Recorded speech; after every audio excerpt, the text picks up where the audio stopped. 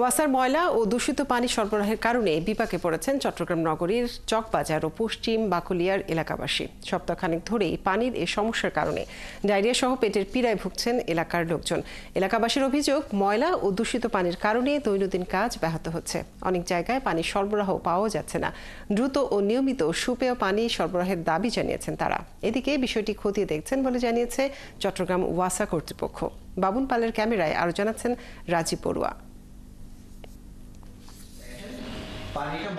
সাইদুর সবুজ চট্টগ্রাম নগরীর চকবাজার এলাকার বাসিন্দা। গত কয়েকদিন ধরে ওয়াসার ময়লাযুক্ত দূষিত পানি ব্যবহার করে পরিবারের অন্য সদস্যের সাথে নিজেও মারাত্মক অসুস্থ হয়ে পড়েছিলেন। ফ্যামিলি মেম্বার যারা আছে ওরা খুব সিরিয়াস অবস্থায় ছিল। আমিও 2 দিন খুব সিরিয়াস অবস্থায় ছিলাম। আমাদের সবার বমি, ডায়রিয়া, এর সবথেকে পেট ব্যথা ছিল।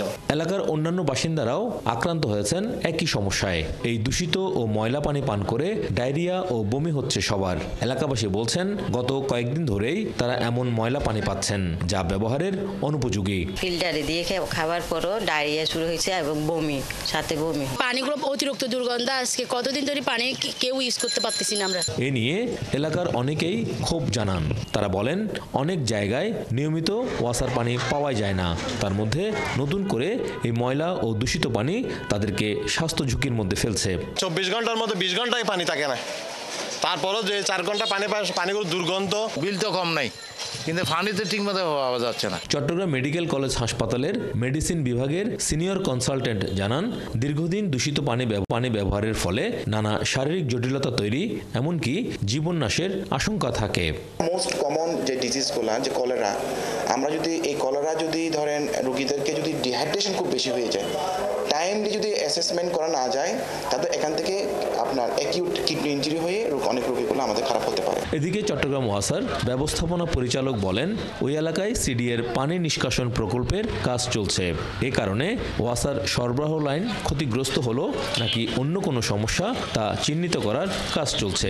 ধরে নিচ্ছে আমাদের অনুমান প্রিজাম্পশন হচ্ছে এটা কোনো একটা অ্যাক্সিডেন্টাল কেস, বাট এটা আমরা যত দ্রুত সম্ভব আইডেন্টিফাই করা এবং এটাকে সমাধান করার জন্য চেষ্টা করছি। আমাদের টিম এখনো মাঠে আছে। চট্টগ্রাম নগরীতে ওয়াসার আবাসিক ও বাণিজ্যিক গ্রাহক সংখ্যা 92,000। ওয়াসা নগরীতে প্রতিদিন 50 কোটি লিটার পানি সরবরাহ করে। রাজীব বড়ুয়া, 71, চট্টগ্রাম। এ বিষয়ে বিস্তারিত জানাতে আমাদের সাথে চট্টগ্রাম থেকে যুক্ত হচ্ছেন সহকর্মী প্রণবেশ চক্রবর্তী। প্রণবেশ, প্রতিবেদনে দেখছিলাম পানি সমস্যার বিষয়ে। তো পানি সমস্যা নিয়ে ওয়াসা কি বলছে এবং এখন পর্যন্ত কোনো ধরনের পদক্ষেপ নিচ্ছে কিনা, কি জেনেছেন? কাজুরি, চট্টগ্রামের চকবাজার এবং পশ্চিম বাকলিয়া, এই জায়গাগুলোতে এখানে ওয়াসার যে সরবরাহ লাইন রয়েছে সেখানে আসলে নিয়মিত পানিও আসে না। দেখা যায় যে 24 ঘন্টার মধ্যে 20 ঘন্টায় কোনো পানি থাকে না। তারপরে যে পানি পাওয়া যাচ্ছে সেটি দূষিত এবং সেটি খাওয়ার অনুপযোগী, এটি বলছেন এখানকার স্থানীয়রা। তারা বলছেন যে পানিগুলো ওয়াসা থেকে, ওয়াসার সরবরাহ লাইন দিয়ে আসছে, সেটি পান করার যোগ্য না থাকার কারণে এগুলো খেয়ে নানা রকম রোগ ভুগছে এখানকার স্থানীয় এলাকাবাসী। তারা বলছেন এখানে ডায়রিয়া, কলেরা সহ নানান ধরনের রোগের প্রাদুর্ভাব ঘটছে। অনেকেই এর মধ্যে চিকিৎসা নিচ্ছেন চট্টগ্রাম মেডিকেল কলেজ হাসপাতাল সহ স্থানীয় হাসপাতালগুলোতে। ওয়াসা কর্তৃপক্ষ যেটা বলছেন, তারা সমস্যাটি লোকেট করার চেষ্টা করছেন। ওখানে সিডি এর কার্যক্রম চলছে। তারা জলাবদ্ধতা প্রকল্প সহ নানান প্রকল্পের কাজ করছে। সেই প্রকল্পের কারণে সেখানে সেবা সংযোগ লাইন যেগুলো ওয়াসার রয়েছে সেগুলো কাটা পড়েছে কিনা সেটি তারা চিহ্নিত করার কাজ করছেন বলে ওয়াসার পক্ষ থেকে জানানো হয়েছে। তবে এলাকাবাসীর অনেক অভিযোগ রয়েছে ওয়াসার বিরুদ্ধে। তারা মনে করেন এখানে তাদের কোনো নিয়মিত মনিটরিং নেই, নিয়মিত পানি সংযোগ দেওয়া হয় না।